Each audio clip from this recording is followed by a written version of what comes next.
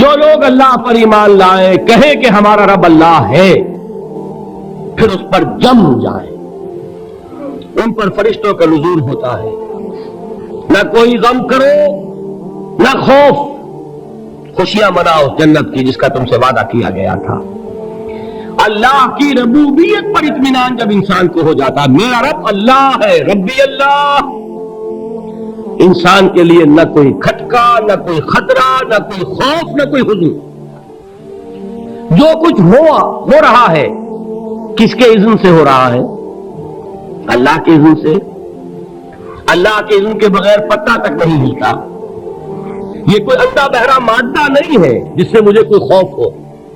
اندھا بھینسا چلا رہا ہو اس سے تو ڈرنے کا ہر انسان کو ڈرنا چاہیے، نہ معلوم کس کو ٹکر مار دے، لیکن نہیں، اس کائنات کو چلانے والا ایک سمیع و بصیر خدا ہے۔ وہ جو میرا دوست ہے، میرا ولی ہے، اللہ ولی الذین آمنوا یخرجہم من الظلمات الی النور، اللہ اہل ایمان کا ولی ہے، ساتھی ہے، پشت پناہ ہے، مددگار ہے، حمایتی ہے۔ بتائیے جسے یقین ہو جائے کہ اللہ میرا مددگار، اللہ میرا محافظ، اللہ میرا پشت پناہ، اللہ میرا حمایتی، اس کے لیے کوئی خوف ہوگا؟ اس سے کوئی ڈر ہوگا؟ میں مثال دیا کرتا ہوں ایک بہت سادہ، پنجاب کے دیہات کی۔ کوئی بڑا چودھری ہے اور کوئی غریب کسان ہے، اس غریب کسان کے جانوروں کو ہر وقت اندیشہ ہوگا چوری کا، کوئی میری بھینس کھول کر نہ لے جائے، کوئی میرا بیل کھول کر نہ لے جائے۔ لیکن جس کے بارے میں یہ سب کو معلوم ہو کہ وہ جو بڑا چودھری ہے وہ اس کا دوست ہے، اس کی بچیا کو کوئی خوف ہوگا؟ اس کی بھینس پر کوئی ہاتھ ڈالے گا؟ اسے کوئی اندیشہ ہوگا؟ نہیں۔ کیوں؟ کہ وہ بڑا چودھری، بڑا اس کا یہاں کا سردار، جاگیردار، سب کو معلوم ہے وہ میرا دوست ہے، کوئی میرے خلاف اقدام نہیں کر سکتا۔ اس دنیا میں یہ چھوٹی سی بات اگر آپ کے دلی اطمینان اور سکون کا باعث بن سکتی ہے تو ذرا تصور کیجئے۔ میں لفظ تصور استعمال کروں گا صرف اس لیے کہ اس کا ہم جس کو کہتے ہیں ادراک اور شعور کر نہیں سکتے، اگر کے ساتھ کر سکتے۔ اگر یقین ہو کہ اللہ میرا مددگار اور یقین ہو کہ اللہ ہر آن میرے ساتھ ہے، پھر کوئی خوف؟ کس کا خوف؟ کوئی شے اللہ سے بالا تر ہے؟ کوئی قوت اس سے زیادہ طاقتور ہے؟ کوئی اس کے ارادے کو بدلنے والا ہے؟ کوئی اس کی مشیت کے آڑے آنے والا ہے؟ یہی بات ہے جو حضور نے فرمائی، یہ ایمان کا حاصل ہے لب لباب، کہ دیکھو اچھی طرح اس بات کو ذہن نشین کر لو، اگر تمام انسان مل کر تمہیں کوئی نقصان پہنچانا چاہے نہیں پہنچا سکتے، مگر جو کچھ اللہ نے لکھ دیا ہو، اور تمام انسان مل کر تمہیں کوئی نفع پہنچانا چاہے نہیں پہنچا سکتے، مگر وہ شے جو اللہ نے طے کر دی۔ آپ پھر میں کہوں گا ذرا طاری کیجئے، اسے فرض کیجئے، اسے سوچئے، اگر اس حدیث پر ہمارا دل ٹھکا ہوا ہو تو کسی سے ڈر ہوگا؟ یہ مجھے نقصان نہ پہنچا دے، یہ میری رپورٹ خراب نہ کر دے، یہ میری انکریمنٹ نہ رکوا دے، یہ میرا یہ نہ بگاڑ دے، یہ میرے یہ نقصان نہ پہنچا دے۔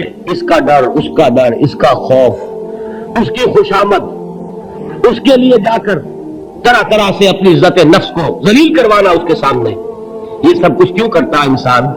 جب سمجھتا ہے کہ اس کے ہاتھ میں میرا کوئی نفع ہے، اس کے ہاتھ میں میرے لیے کوئی ضرر ہے، یہ مجھے کوئی غضب پہنچا سکتا ہے، یہ مجھے کوئی نقصان پہنچا سکتا ہے، یہ میرے کوئی کام بنا سکتا ہے، یہ میری کوئی ضرورت پوری کر سکتا ہے، اسی کا نام شرک ہے۔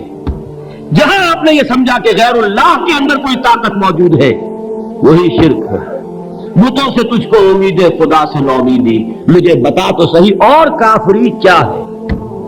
شرک تو یہ جس پر بھی تمہیں یہ خیال ہے، کلمہ ہے یہ کلمہ سوم، لا حول ولا قوت الا باللہ، ذرا اس پر دل کو کبھی اگر آپ تصور کریں، پھر فرض کریں، دل ٹھک جائے اس پر، کوئی طاقت نہیں۔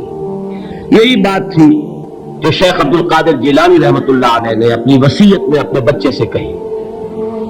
11ویں دینے والے ہیں لیکن حضرت شیخ عبد القادر جیلانی کی نصیحت اور تعلیمات کو کتنے لوگ نہیں جانتے ہوں. یہ جن مقامات تک پہنچے ہیں وہ کس چیز کی بدولت پہنچے؟ انہوں نے جو پیغام دیا وہ کیا تھا؟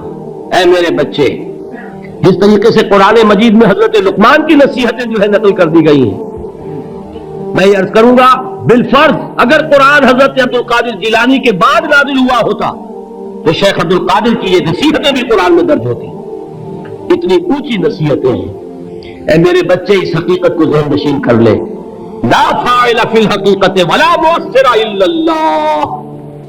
اس کائنات میں نہ کوئی فاعل حقیقی ہے نہ مؤثر حقیقی ہے سوائے اللہ کے. کسی شے میں کوئی تاثیر نہیں اگر اللہ نہ چاہے. آگ جلا نہیں سکتی اگر اللہ نہ چاہے. پانی ڈبو نہیں سکتا اگر اللہ نہ چاہے. زہر ہلاک نہیں کر سکتا اگر اللہ نہ چاہے. کوئی چیز فائدہ نہیں پہنچا سکتی اگر اللہ نہ چاہے. تو در در پہ کیوں سر جھکاتے ہو؟ در در پر کیوں جبیں سائی کرتے ہو؟ سب کے سامنے کیوں ہاتھ پھیلاتے ہو؟ ایک اللہ سے مانگو. ایک اللہ کے سامنے جبین پر اپنی جبین رکھو. لا فاعل فی الحقیقت ولا مؤثر الا اللہ. نظر آتا ہے ہمیں کہ پانی پیاس بجھا دیتا ہے. پیاس بجھانے کی صلاحیت پانی میں نہیں ہے، اللہ کے اذن سے. کھانا بھوک مٹا دیتا ہے. بھوک مٹانے کی صلاحیت کھانے میں نہیں ہے، اذن رب میں. دیکھیے یہی یقین تھا. حضرت موسیٰ علیہ السلام کا واقعہ یاد کیجئے. سامنے سمندر آ گیا ہے. قوم دیکھتی ہے پیچھے کہ گرد و غبار کا طوفان ہے. معلوم ہوا کہ فرعون اپنے لشکر سمیت آ گیا ہے.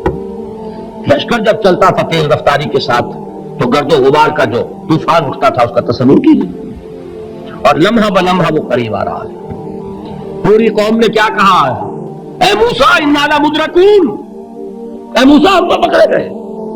قرآن مجید میں تو یہاں وہ باتیں نہیں لکھی ہیں لیکن تورات میں یہ درج ہے کہ بنی اسرائیل جھگڑنے لگے، دست و گریبان ہو گئے موسیٰ کے ساتھ. موسیٰ نے یہاں پر مایا لا کر اس سے تو ہم ہی بہتر تھے. وہاں کھانے کو ملتا تھا، زندگی تو تھی، بیگار ہم کر رہے تھے، موت تو نہیں تھی. اب جو کچھ ہوگا اس کا تصور کرو، جس طریقے سے ہمارے ٹکڑے اڑائے جائیں گے. تو ڈر رہے ہیں حضرت موسیٰ علیہ السلام سے. یہ تورات کی تفصیل ہے. قرآن میں صرف اتنا آیا ہے، پریشان ہو کر انہوں نے کہا انا لمدرکون. موسیٰ ہم تو پکڑے گئے. اس وقت موسیٰ کا جواب کیا ہے؟ کلا ان معی ربی سیہدین. نہیں، میرے ساتھ میرا رب ہے، وہ راستہ دے گا. بتائیے کہاں راستہ نظر آ رہا ہے؟ یہ ہے ایمان بالغیب. راستہ نظر نہ آئے تب اللہ پر یقین ایمان ہے. جیب میں پیسے ہو تب دل کو اطمینان ہے. تو ایمان کس پر ہوا؟ پیسے پر، اللہ پر نہیں. جب وسائل و ذرائع نہ ہو اور پھر یقین ہو کہ اللہ مسبب الاسباب ہے، وہ اسباب کا پابند نہیں ہے، وہ اسباب کا محتاج نہیں ہے، اسباب اس کے محتاج ہے. اگر یہ یقین ہے تو اللہ پر ایمان ہے. یہ نہیں ہے تو تمہارا ایمان اسباب پر ہے، وسائل پر ہے، ذرائع پر ہے، مادیات پر ہے، اللہ پر نہیں. اس وقت کہاں راستہ تھا؟ وہ راستہ تھا سمندر ہے اور ادھر سے لشکر آ گیا ہے. کلا ان معی ربی سیہدین. اب دیکھیے ایمان کہہ دینا آسان ہے، ہوا معکم اینما کنتم. جہاں کہیں بھی تم ہوتے ہو اللہ تمہارے ساتھ ہوتا ہے. لیکن اس کا یقین قائم ہو جائے تو زمین و آسمان کا فرق واقع ہو جائے. یہی بات ہوئی حضور کے ساتھ. غار ہے، چھپے ہوئے ہیں محمد رسول اللہ اور آپ کے وہ یار غار ابو بکر صدیق رضی اللہ تعالی عنہ.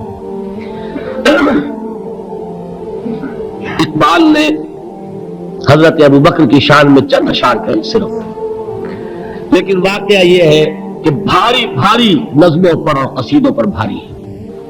طویل ترین نظمیں اور قصیدے ہوں ان پر بھاری ہے. ہمت ابو بکر کی ہمت جو ہے کشت ملت را جو ابر، جیسے بارش سے کھیتی اپجتی ہے، ابو بکر کی ہمت اور عزیمت اس امت کو اسی طرح سینچنے والی ہے۔ ثانیے اسلام و غار و بدر و قبر، وہ دوسرے تھے اسلام میں، دوسرے پہلے کون تھے؟ انا اول المومنین، حضور فرماتے ہیں سب سے پہلا ایمان لانے والا میں، دوسرے ابو بکر۔ ویسے ہمارے یہاں یہ چلتا ہے اختلاف، حضرت علی پہلے ہے کہ حضرت ابو بکر پہلے ہے، لیکن اس میں بڑی خوبصورت تطبیق قائم کی ہے علماء نے، اور بہت صحیح ہے۔ چار کے بارے میں فیصلہ ہی مت کرو کہ کون پہلے ہے، ان کی ایک عجیب تقسیم کر دی ہے۔ آزاد مردوں میں، بالغ مردوں میں سب سے پہلے ابو بکر، بچوں میں سب سے پہلے علی، خواتین میں سب سے پہلے خدیجہ، اور غلاموں میں سب سے پہلے زید بن حارثہ۔ بڑی پیاری تقسیم ہے، یہ چاروں ہی پہلے ہیں، ہر ایک کے لیے اولیت ہے۔ اور واقعہ یہ ہے کہ اگر زمانی اعتبار سے تعین ہوگا تو پہلے خدیجۃ الکبریٰ آئیں گی رضی اللہ تعالیٰ عنہ۔ کسی اور سے بات کرنے کی نوبت بعد میں آ سکتی ہے، پہلے تو اہلیہ محترمہ سے بات ہوئی، آتے ہی پہلی وحی ہوئی ہے، ابھی تبلیغ کا حکم نہیں تھا۔ کس کو بتایا واقعہ؟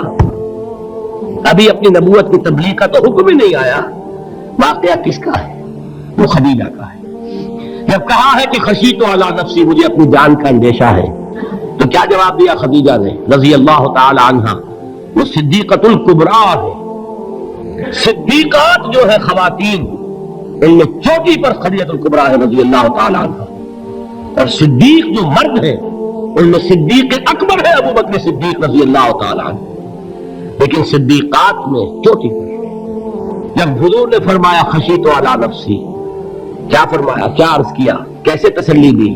نہیں نہیں، اللہ آپ کو ضائع نہیں کرے گا، آپ غریبوں کے ہمدرد ہیں، آپ مساکین کے تکالیف رفع کرنے والے ہیں، آپ بیواؤں کی سرپرستی کرتے ہیں، آپ مسافروں کی خدمت کرتے ہیں، اللہ آپ کو ضائع نہیں کرے گا۔ یہ یقین ہے اس خاتون کے اندر۔ خیر وہ ایک علیحدہ بات ہو جائے گی۔ میرے دل پر حضرت خدیجہ رضی اللہ تعالیٰ عنہ کی شخصیت کا بڑا گہرا نقش ہے، جو وہ کوئی اور ہی وقت اور موقع ہوا تو بیان ہوگا۔ بہرحال اقبال نے ایک مصرے میں جو چار اولیتیں جمع کر دی ہیں، ہمت او کشت امت را چو ابر، ثانی اسلام و غار و بدر و قبر۔ اسلام میں حضور کے بعد پہلے کون؟ ابو بکر۔ غار میں حضور کے ساتھ کون؟ ابو بکر۔ بدر کی رات اللہ کا رسول سر بسجود، وہ جھاڑ، وہ گھاس پھوس کی جو جھوپڑی بنائی گئی تھی، اور وہاں تلوار ننگی لے کر پہرا دینے والا کون؟ ابو بکر۔ اور اس حجرہ عائشہ میں محمد کے بعد سب سے پہلے دفن ہونے والا کون؟ ابو بکر رضی اللہ تعالیٰ عنہ صلی اللہ علیہ وسلم۔ وہ جو معاملہ میں سنا رہا تھا غار ثور کا، حضرت ابو بکر بھی حضور کے خیال سے لرز گئے ہیں۔